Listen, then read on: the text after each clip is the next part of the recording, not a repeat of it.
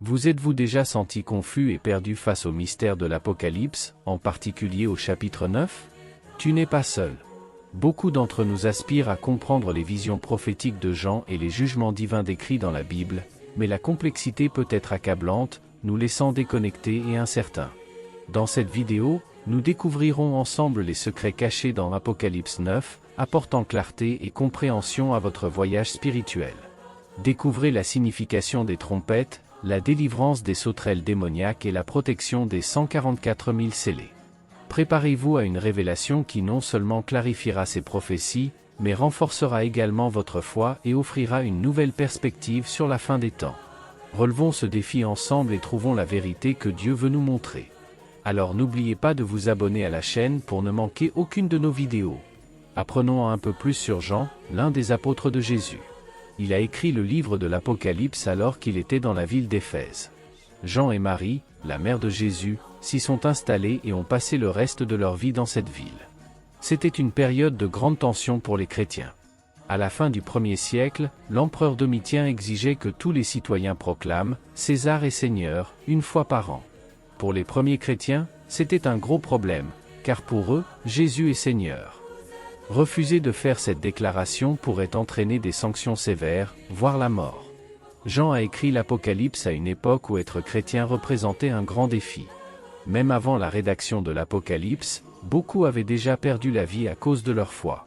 Le livre a servi de guide à ceux qui étaient prêts à sacrifier leur vie pour leur croyance. Au début, le mot « martyr » signifiait simplement « témoin », mais il est vite devenu clair qu'être un véritable témoin de Jésus pouvait signifier perdre la vie. Ainsi, martyr désigne désormais quelqu'un qui meurt pour sa foi en Jésus. Jean a écrit l'Apocalypse d'une manière unique. Dieu a donné la révélation à Jésus, qui l'a transmise à un ange, et l'ange l'a donnée à Jean pour qu'il l'écrive à toutes les églises. Aucun autre livre de la Bible n'a une origine aussi complexe. Jean a enregistré tout ce qu'il a vu et entendu, et certaines des visions étaient si extraordinaires que l'ange a dû lui rappeler plusieurs fois de tout écrire.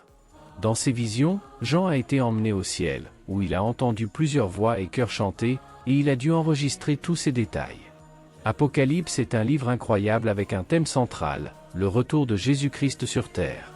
Cet événement est mentionné à plusieurs reprises dans la Bible. Le livre couvre les événements qui se produisent avant, pendant et après le retour de Jésus, y compris les célèbres trompettes. L'Apocalypse regorge d'images et de symboles qui nous aident à comprendre des choses très complexes. Ces symboles ne sont pas destinés à confondre, mais à clarifier. Certaines personnes trouvent les symboles difficiles et préfèrent ignorer ou négliger le message du livre. Ce n'est pas correct. Nous pouvons diviser les symboles en 4 types principaux. Il y a d'abord les symboles faciles à comprendre. Le dragon représente le diable, l'étang de feu signifie l'enfer et le grand trône blanc est l'endroit où Dieu juge. Deuxièmement, certains symboles sont expliqués dans le texte lui-même. Les étoiles sont des anges, les chandeliers représentent les églises, les sceaux, les trompettes et les bols représentent les désastres, l'encens symbolise les prières et 10 cornes représentent les rois. Troisièmement, il existe des symboles trouvés ailleurs dans la Bible, tels que l'arbre de vie, l'arc-en-ciel, l'étoile du matin, la barre de fer, les cavaliers et les bêtes sauvages qui représentent des gouvernements oppressifs. Généralement, ces symboles conservent la même signification. Enfin, certains symboles manquent de clarté, comme la pierre blanche, dont la signification fait débat parmi les érudits. Cela peut être un signe d'innocence, d'approbation ou de grandeur, et nous ne connaîtrons peut-être sa véritable signification que lorsque nous le recevons. Les nombres de l'Apocalypse sont également symboliques, en particulier le chiffre 7, qui apparaît fréquemment, 7 étoiles, 7 chandeliers, 7 lampes, 7 sceaux, 7 trompettes et 7 coupes. Les 7 trompettes, spécifiquement mentionnées dans Apocalypse chapitre 8, versets 6 à 19 et chapitre 11, versets 15 à 19, sont déclenchées par le 7e sceau, représentant le jugement. Lorsque le 7e sceau est ouvert, les anges sont appelés à sonner ces trompettes, annonçant les événements qui se produiront pendant la période de tribulation de la fin des temps. Par exemple, lorsque le premier ange sonne de la trompette, la terre est frappée par de la grêle et du feu mêlé de sang, Apocalypse chapitre 8, verset 7. Un tiers des arbres est détruit et toute l'herbe verte est brûlée, rappelant la 7e catastrophe égyptienne. Et ainsi les autres trompettes continuent, chacune apportant un désastre différent. Au ciel, un autre ange sonne de la trompette, et le résultat est effrayant. Quelque chose qui ressemble à une immense montagne en feu est jeté à la mer. Dans Apocalypse chapitre 8, verset 8, nous voyons qu'un tiers de la mer se transforme en sang, un tiers des navires sont détruits et un tiers des créatures marines meurent. Cette catastrophe rappelle un peu la première catastrophe survenue en Égypte. Lorsque la troisième trompette sonne, le jugement est similaire au précédent, mais cette fois il affecte les lacs et les rivières d'eau douce du monde plutôt que les mers. La quatrième trompette, qui est la quatrième des 7 trompettes, provoque des changements dans le ciel. Un tiers du soleil, un tiers de la lune et un tiers des étoiles sont frappés, ce qui entraîne un tiers d'obscurité. Après le jugement de la quatrième trompette, Jean entend un ange voler dans le ciel, qui crie à haute voix, « Malheur, malheur, malheur aux habitants de la terre, à cause des 3 prochaines trompettes qui doivent encore sonner. » Apocalypse chapter 8, verset 13. C'est pourquoi les 5e, 6e et 7e trompettes sont appelées « les 3 malheurs ». Lorsque le 5e ange sonne de la trompette, Jean voit une étoile tomber du ciel sur la terre, et la clé de l'abîme est donnée à cette étoile. Ce 5e ange est mentionné dans Apocalypse chapitre 9, verset 1. Avant cela, il y avait 7 sceaux, suivis des 7 trompettes. Ces événements sont regroupés, mais ne se produisent pas nécessairement les uns après les autres. Les 4 premiers sceaux et les 4 premières trompettes traitent des terribles désastres sur terre. Les 4 premiers sceaux impliquent les 4 cavaliers qui apportent la dictature, la guerre, la faim et la mort. Les 4 premières trompettes causent des dégâts aux plantes, aux océans, aux rivières et au ciel. Les 3 derniers sceaux révèlent des événements survenus dans le ciel, tels que les cris de personnes mortes pour leur foi, des événements étranges au ciel et une introduction aux 7 trompettes. Les 3 dernières trompettes décrivent des horreurs liées aux démons. John mentionne une étoile déchue, qui est en fait une personne, pas une étoile littérale. Le mot « tomber » indique que cette personne était déjà tombée auparavant. Qui pourrait être cette étoile? Certains pensent qu'il pourrait s'agir de Néron, d'un ange déchu, d'un mauvais esprit, de Satan, de la parole de Dieu, d'un bon ange ou même de Jésus. Dans ce contexte, l'étoile est mieux comprise comme un ange. Que cet ange soit bon ou mauvais dépend de sa connexion avec l'ange de l'abîme, décrit dans Apocalypse chapitre 9, verset 11. Si l'ange mentionné dans Apocalypse chapitre 9, verset 1 est le même que celui d'Apocalypse chapitre 9, verset 11, c'est donc un mauvais ange, peut-être Satan. S'il s'agit d'un autre ange, il peut s'agir d'un bon ange, envoyé par Dieu pour ouvrir l'abîme et apporter le jugement. La star reçoit la clé du gouffre sans fond. Le fait qu'il soit tombé suggère qu'il pourrait être Satan ou un autre ange maléfique de haut rang. Cependant, l'idée qu'on lui donne la clé nous amène à reconsidérer s'il est réellement Satan. La Bible ne soutient pas l'idée selon laquelle Satan règne sur l'enfer. Il sera prisonnier de l'enfer, pas son maître. La clé est donnée pour que cela se produise à un moment précis pour une raison particulière qui fait partie du plan de Dieu. Que cet ange soit mauvais ou bon, il fait toujours partie du dessein de Dieu, même s'il n'entend pas être l'abîme. Parfois, les gens se demandent où se trouve le gouffre sans fond. Il se trouve peut-être au centre de la terre, mais d'autres pensent que ce n'est qu'un symbole. L'abîme est comme une prison pour certains démons et, en général, est considéré comme le royaume des morts, comme Hadès. Dans la Bible, Romains 10, 7 mentionne « qui descendra dans l'abîme » pour parler de ramener le Christ d'entre les morts. Lorsque l'abîme est ouvert, de la fumée s'échappe qui obscurcit le soleil et l'air. De la fumée apparaissent des sauterelles dotées d'une puissance semblable à celle des scorpions. Ils ne nuisent ni à l'herbe ni aux arbres, mais seulement aux personnes qui n'ont pas le sceau de Dieu sur le front. Ils ne tuent pas, mais tourmentent pendant 5 mois, et la douleur est comme la piqûre d'un scorpion. À ce moment-là, les gens voudront mourir, mais ils ne le pourront pas. Apocalypse 9, 2-6. Ces sauterelles ne sont pas normales. Au lieu de manger des plantes, ils attaquent les gens comme des scorpions. Imaginez que, lors de la grande tribulation, Dieu permette à une armée de démons, jusque-là emprisonnés, d'être relâchés sur terre. Ils seront comme une nuée de sauterelles destructrices, semant la terreur. Seuls ceux qui portent la marque de Dieu sur le front, les 144 000, seront en sécurité, personne ne sera plus en sécurité. C'est un jugement inévitable de la part de Dieu. Qui sont ces 144 000 mentionnés dans l'Apocalypse? Sont-ils déjà parmi nous? Pourrions-nous en faire partie? L'Apocalypse mentionne 3 fois ce groupe de 144 000 personnes.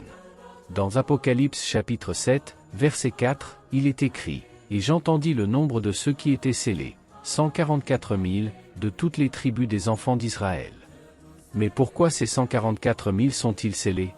Ils sont scellés pour être protégés du jugement à venir. Jésus, parlant de l'avenir, a décrit cette période comme une grande tribulation, pire que tout ce qui est jamais arrivé dans le monde. Dans le Nouveau Testament, le mot « scellé » vient d'un mot grec signifiant marqué d'une marque privée. Dieu a un plan et un temps précis pour chaque chose, et son objectif est d'amener les gens à la repentance, comme mentionné dans Apocalypse chapitre 9, versets 20 à 21. Pendant ce temps, les gens voudront mourir, mais ils n'y parviendront pas. Ils chercheront la mort, mais la mort les évitera. La force de ces démons est comparée à celle des scorpions, dont la piqûre est très douloureuse, même si elle ne provoque généralement pas la mort. Les gens souffriront tellement qu'ils voudront mourir, mais ils n'y parviendront pas. Paul, dans Philippiens chapitre 1, versets 21 à 23, parle de désirer la mort pour différentes raisons. Pour lui, mourir signifiait recevoir des bénédictions éternelles, mais pour ceux qui souffrent, la mort ne serait qu'une transition vers un châtiment éternel. Dans Apocalypse chapitre 9, versets 7 à 10, l'apparence des sauterelles est décrite d'une manière effrayante. L'apparence des sauterelles ressemblait à des chevaux préparés pour le combat. Sur leur tête, elles ressemblaient à des couronnes d'or, et leurs faces étaient comme des chevaux préparés pour le combat. Ils avaient des visages humains. Ils avaient des cheveux comme ceux des femmes et des dents comme celles des lions. Ils avaient des cuirasses de fer, et le bruit de leurs ailes était comme le bruit de chars tirés par plusieurs chevaux se précipitant au combat. Et en eux il y avait des aiguillons. Leur pouvoir de blesser les gens dura 5 mois. Bien que certains tentent de relier cette description aux sauterelles naturelles, il est clair qu'il s'agit d'êtres démoniaques. Dieu les appelle sauterelles car elles agissent comme ces insectes, dévastant tout sur leur passage, servant de messagers du jugement divin. Dans l'Ancien Testament, les sauterelles apparaissaient déjà comme signes de jugement dans des récits comme Exode chapitre 10, versets 4 à 14 et Amos chapitre 4, verset 9. La répétition du mot « comme les chevaux, comme l'or, comme les visages d'hommes, comme les cheveux des femmes, comme les dents de lion, suggère que la description est symbolique plutôt que littérale. L'image globale est celle d'une cruauté étrange et effrayante. Certaines théories suggèrent que ces criquets pourraient représenter des hélicoptères armés ou un gouvernement mondial de l'Antéchrist, mais ce ne sont que des spéculations qui ne correspondent pas à tous les détails. Il semble que Dieu ait permis à ces mauvais esprits d'avoir leur propre corps, terriblement approprié à leur nature. Nous ne savons pas exactement qui ou ce que représente cet essaim de sauterelles, mais nous savons que juste avant la fin du monde, il y aura une période de souffrance démoniaque sans précédent. Les détails de la façon dont cela se produira resteront inconnus jusqu'à ce que l'histoire les révèle. Le chef de ces sauterelles s'appelle Apollyon, ou Abaddon, ce qui signifie « destructeur ». Abaddon est un démon qui agit sous le commandement de Satan et est responsable d'un abîme rempli de sauterelles, qui apparaîtra dans les derniers jours. Le nom Apollyon est la forme grecque d'Abaddon, et les deux signifient destructeur. Apocalypse 9, 11 dit « Ils ont sur eux pour roi l'ange de l'abîme ». Son nom en hébreu est Abaddon et en grec Apollon. Cela montre que le camp ennemi est organisé, avec le titre de roi. Dans le livre de Daniel, nous rencontrons le prince de Perse, qui est aussi un démon de haut rang. Les termes roi et prince désignent une hiérarchie et un royaume structuré qui s'opposent au royaume de Dieu. Ces événements marquent le début de la fin, au cours de laquelle Satan et ses armées seront déchaînés pour semer la destruction. Ils seront autorisés à prendre pour roi ceux qui rejettent Christ, tandis que Dieu purifiera la terre pour préparer la voie à un nouveau ciel et à une nouvelle terre. Le nom Abaddon apparaît dans certaines versions de l'Ancien Testament, et Jean fait une déclaration à la fois spirituelle et politique lorsqu'il fait référence à Abaddon en hébreu et à Apollon en grec dans le livre de l'Apocalypse. Ensemble, les sceaux, les trompettes et les coupes de la fin des temps constituent le grand jour de la colère de Dieu, jugeant le royaume de l'Antéchrist et du mal. Abaddon et Apollyon sont dépeints comme un véritable démon qui apportera un jour une réelle souffrance aux gens lors du jugement de Dieu. Dans l'Ancien Testament, Abaddon était un lieu de mort, comme mentionné dans Job chapitre 31, verset 12, souvent associé à la mort et au royaume des morts.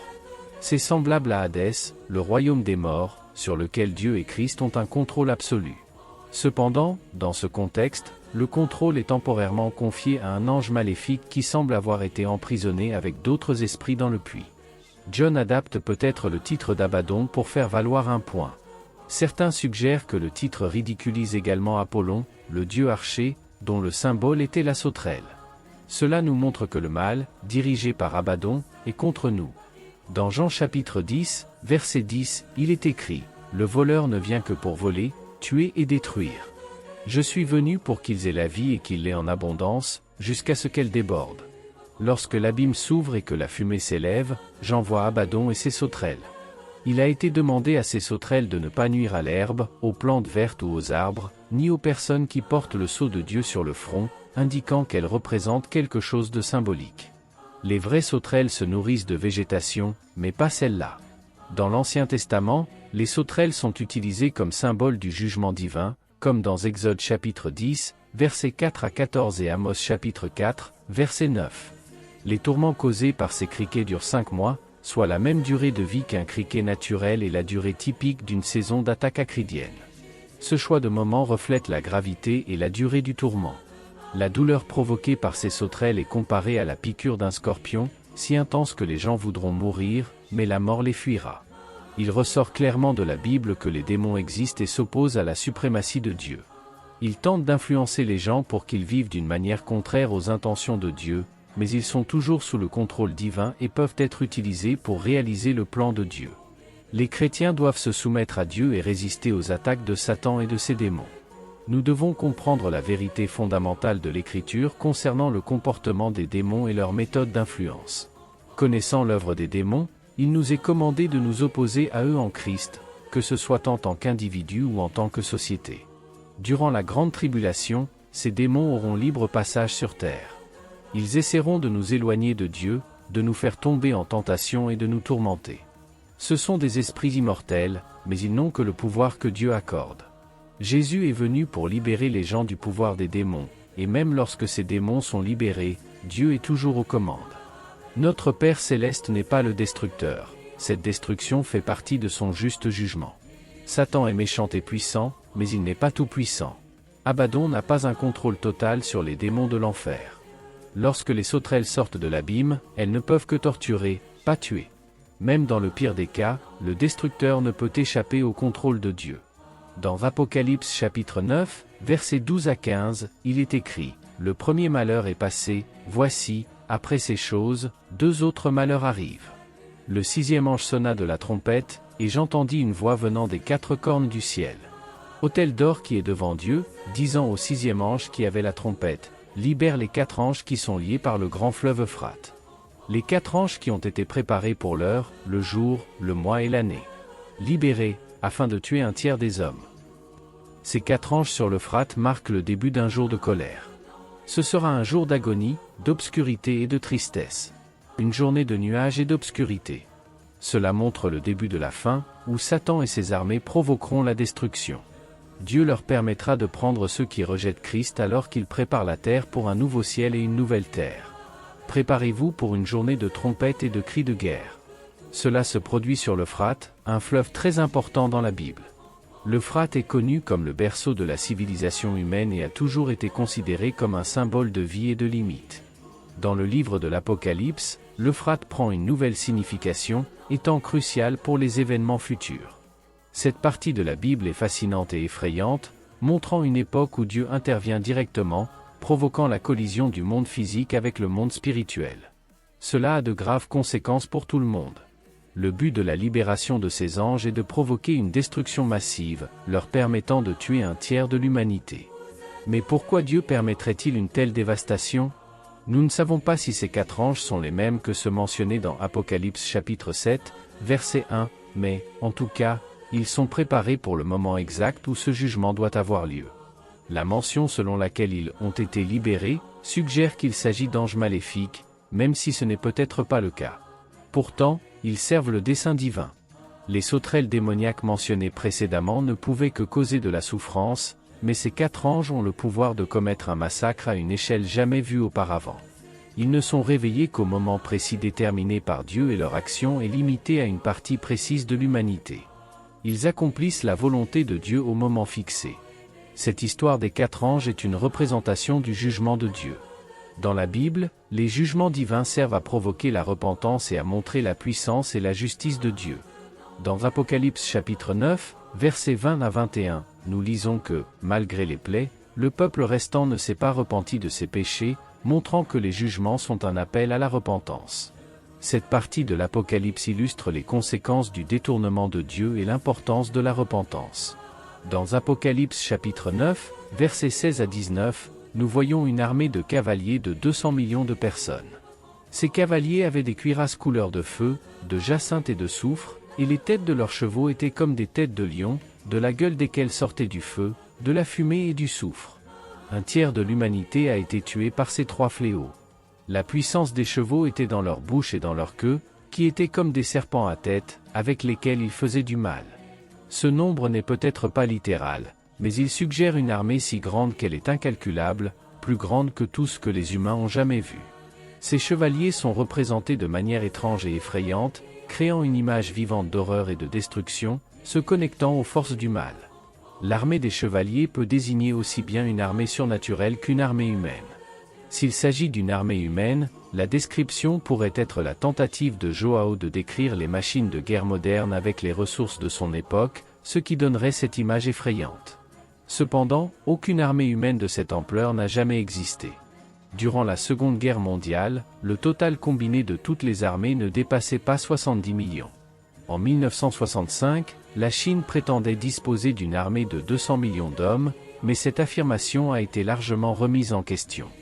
Même si une armée aussi nombreuse était constituée, il est difficile, voire impossible, d'imaginer qu'une telle armée tue un tiers de l'humanité, soit environ 2 milliards de personnes. Par conséquent, il est plus sûr de considérer cette armée de 200 millions d'hommes comme une armée démoniaque envahissant la Terre, comme décrit plus tôt dans le chapitre sur l'essème démoniaque de Cricket. Apocalypse chapitre 9, versets 20 et 21 nous montre que, même après ces plaies, le reste de l'humanité ne s'est pas repenti de ses mauvaises actions, continuant à adorer des démons et des idoles d'or, d'argent, de bronze, de pierre et de bois, qu'ils ne peuvent pas voir, écouter ou marcher. Les gens ont continué à pécher, sans se repentir. Dans l'ensemble, l'Apocalypse nous présente une image claire selon laquelle les jugements de Dieu sont sérieux et destinés à conduire les gens à la repentance. Même face à des signes puissants et clairs, l'humanité a tendance à persister dans ses péchés, montrant la dureté de son cœur et le besoin urgent de se tourner vers Dieu. Les gens ont continué à adorer les démons, consciemment ou inconsciemment. Il est étonnant de constater à quel point, après une catastrophe majeure comme un tremblement de terre, la normalité revient rapidement pour beaucoup. Nous oublions rapidement les leçons que Dieu essaie de nous enseigner, même à travers ses jugements. Malgré les terribles événements, les gens n'ont pas renoncé au meurtre, à l'usage de la magie, aux comportements immoraux et au vol. Cette liste de péchés est une critique cinglante de notre époque. Nous vivons dans un monde moderne plein de meurtres, de consommation de drogues associées à la magie, de comportements immoraux et de vols. Ceux qui échapperont à ce jugement sont marqués du sceau de Dieu. L'utilisation de sceaux était courante dans les contextes officiels de l'Antiquité.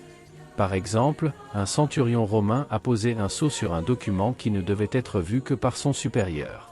Si le sceau était brisé, cela indiquerait que le document a été falsifié ou lu par quelqu'un qui n'aurait pas dû. Le sceau de Dieu est mentionné dans le livre de l'Apocalypse d'une manière particulière et significative. Ce sceau n'est pas une marque physique, mais un insigne spirituel, montrant qui est véritablement connecté à Dieu et sous sa protection. Dans les moments d'adversité et de difficulté, ce sceau identifie ceux qui appartiennent à Dieu. L'ancienne pratique du scellement est réinterprétée dans l'Apocalypse avec une signification spirituelle. Cela va au-delà de l'établissement de l'autorité et de l'authenticité, il s'agit d'être reconnu comme appartenant à Dieu.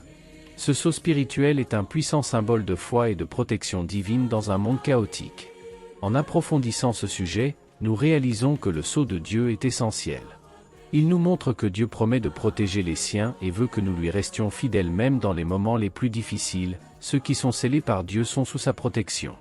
Savez-vous quand vous recevez un cadeau super spécial ?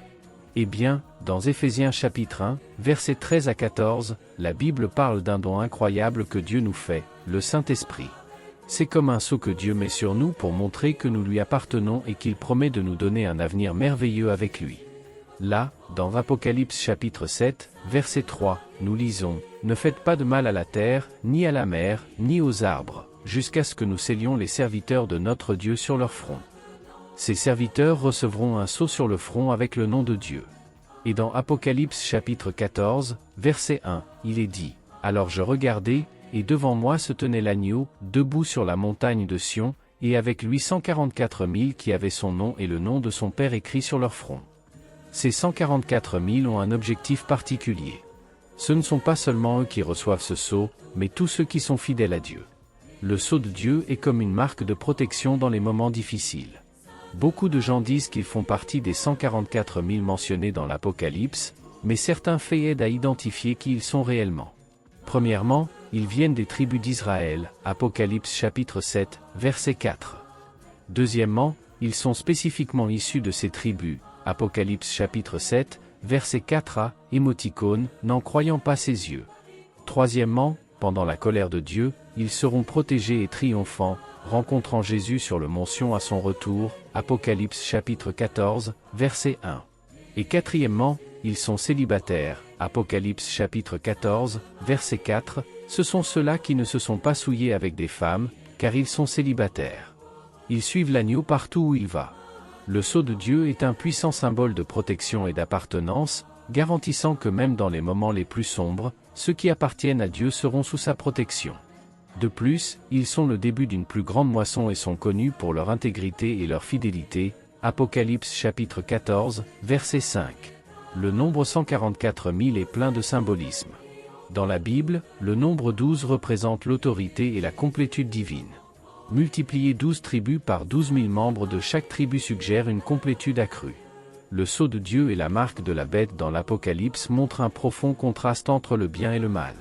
Le sceau de Dieu est une marque spirituelle de protection et de loyauté, tandis que la marque de la bête est un symbole d'alliance avec le mal. Dans Apocalypse chapitre 13, versets 16 à 17, nous lisons « Il oblige chacun, petit et grand, riche et pauvre, libre et esclave, à recevoir une marque sur sa main droite ou sur son front, afin que personne ne puisse acheter ou ne vender que celui qui a la marque, le nom de la bête ou le numéro de son nom. » La marque de la bête est imposée à chacun sous le règne de la bête et est nécessaire pour participer à l'économie. Seuls ceux qui portent un numéro spécial sur une partie visible de leur corps seront autorisés à faire du commerce. Le nombre 666 est le nom de code du dictateur. Jusqu'à ce que ce chiffre se révèle, toutes les tentatives pour en décoder la signification sont de vaines spéculations. Satan n'est pas créatif, il imite Dieu. Nous ne sommes pas surpris de découvrir que la marque de la bête est une parodie satanique du sceau de Dieu. Accepter cette marque, c'est comme tourner le dos à Dieu, manifester une alliance avec des forces contraires à lui. Le sceau de Dieu représente l'autorité et la protection divine, tandis que la marque de la bête signifie la soumission au pouvoir corrompu du monde. Le sceau de Dieu est une marque spirituelle, dénotant la foi et l'obéissance à Dieu, tandis que la marque de la bête est souvent considérée comme un signe physique de conformité aux forces du mal. Le sceau de Dieu indique le salut éternel et l'alignement sur la volonté divine, tandis que la marque de la bête promet un gain temporel au prix d'une damnation spirituelle. Le but du sceau de Dieu est clair, c'est un signe que vous êtes choisi par lui. La révélation de Jésus-Christ a été donnée à Jean par Dieu pour montrer à ses serviteurs ce qui devait arriver bientôt. Ce livre est plein de mystères sur l'avenir. Mais que signifie avoir le sceau de Dieu sur le front?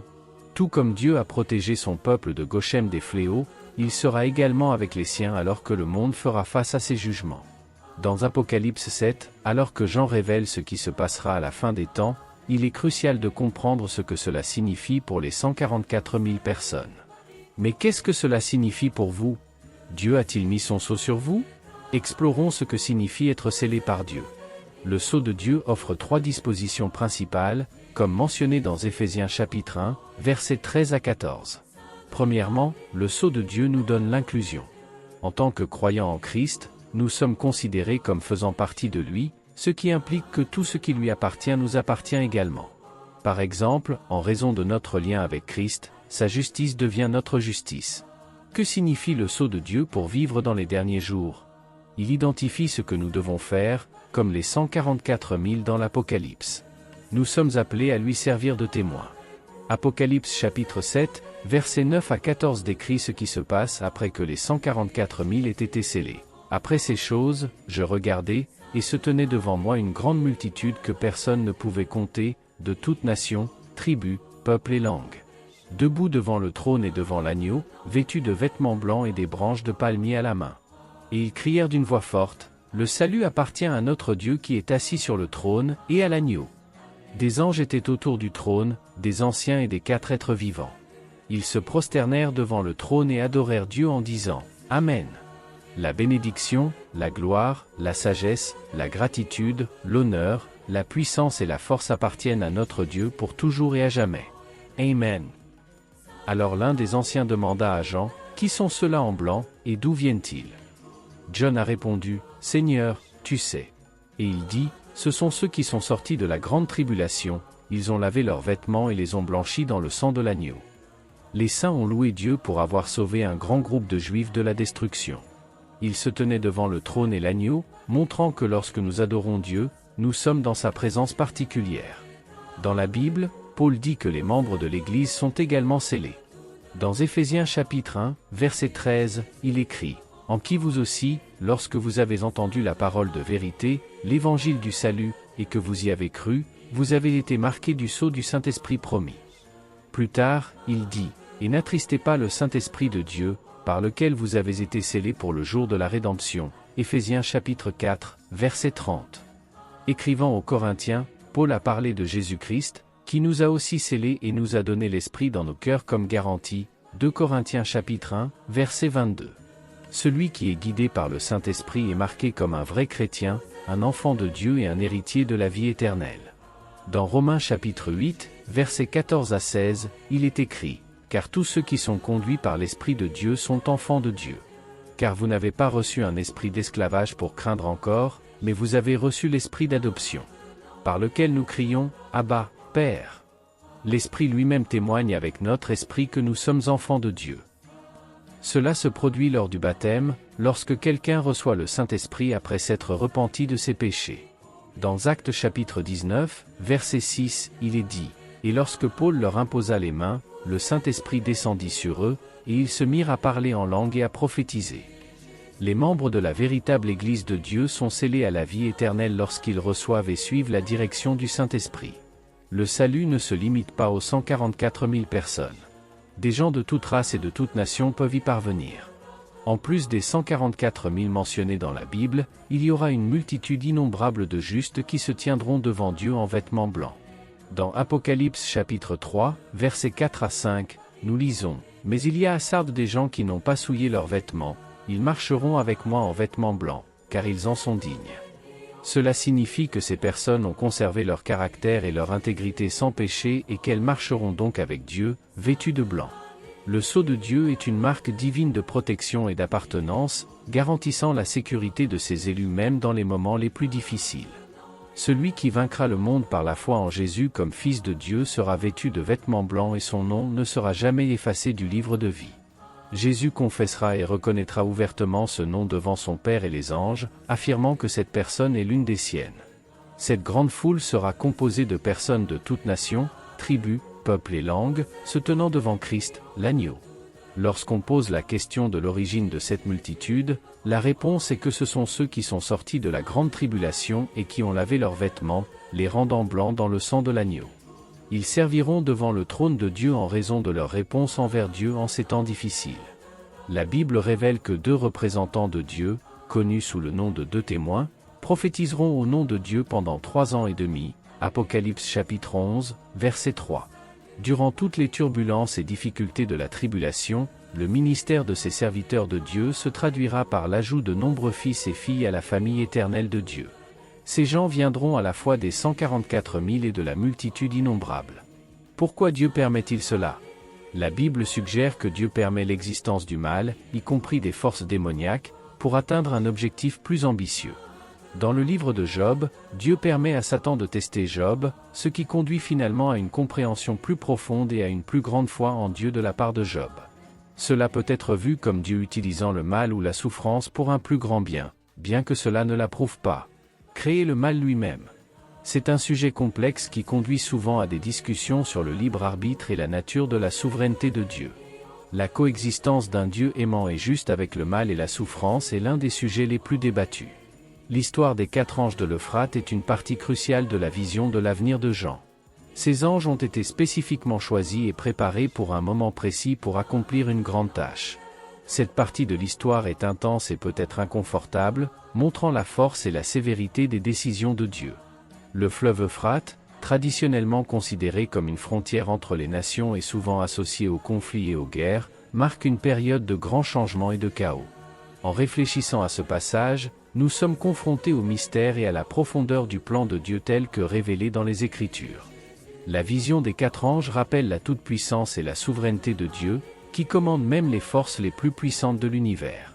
Ce récit nous encourage à réfléchir au thème plus vaste du jugement divin, de la rédemption et du triomphe ultime du bien sur le mal. C'est un appel à une réflexion personnelle sur nos propres vies et notre place dans le plan de Dieu. Comme le dit Apocalypse chapitre 13, verset 9, « Si quelqu'un a des oreilles, qu'il entende ». Il s'agit d'un appel à entendre, comprendre et répondre aux vérités profondes trouvées dans la parole de Dieu. Dans l'ensemble, les 4 anges sur l'Euphrate ne sont pas seulement une histoire du passé, mais un message vivant et pertinent pour aujourd'hui. Cela nous invite à continuer à apprendre et à étudier attentivement la Bible pour mieux la comprendre. Maintenant, à propos de la Chine à la fin des temps, de nombreux spécialistes des prophéties bibliques pensent qu'une section du chapitre 16 d'Apocalypse, versets 12 à 16, pourrait parler de la Chine dans les derniers jours. Cette partie de la Bible décrit la bataille d'Armageddon, qui se produit à la fin d'une période difficile appelée la tribulation, après le jugement de la 6e peste. À ce stade, le fleuve Euphrate s'asséchera, permettant au roi de l'Est de traverser le fleuve asséché pour envahir le Proche-Orient et avancer vers Israël. L'expression « roi de l'Est » fait penser à la Chine. On pense que l'armée chinoise, ou un groupe dirigé par la Chine, profitera de cette opportunité pour se déplacer rapidement vers l'ouest et rejoindre les forces de l'armée de l'Antéchrist. À la fin des temps, de nombreuses nations tenteront de conquérir, mais leur combat final sera contre Dieu. La tribulation sera une période tumultueuse de guerre, de désastre et de jugement divin, mais Dieu a tout sous contrôle, comme l'assure le psaume chapitre 2, versets 2 à 6. Les rois de la terre se lèvent et les dirigeants conspirent ensemble contre l'Éternel. Et contre ton oint, en disant, nous briserons tes chaînes et rejetterons tes cordes. Celui qui trône dans les cieux se moque d'eux, puis il les réprimande dans sa colère et les terrifie dans sa fureur, en disant, j'ai moi-même établi mon roi à Sion, sur ma montagne sainte. Quelle histoire incroyable, vous avez aimé. Alors n'oubliez pas de liker, de vous abonner à la chaîne et d'activer la cloche pour recevoir les notifications. Cela nous aide beaucoup. Merci beaucoup d'être avec nous. Vous êtes très important pour nous. Que Dieu vous bénisse toujours, vous et votre famille, et à bientôt.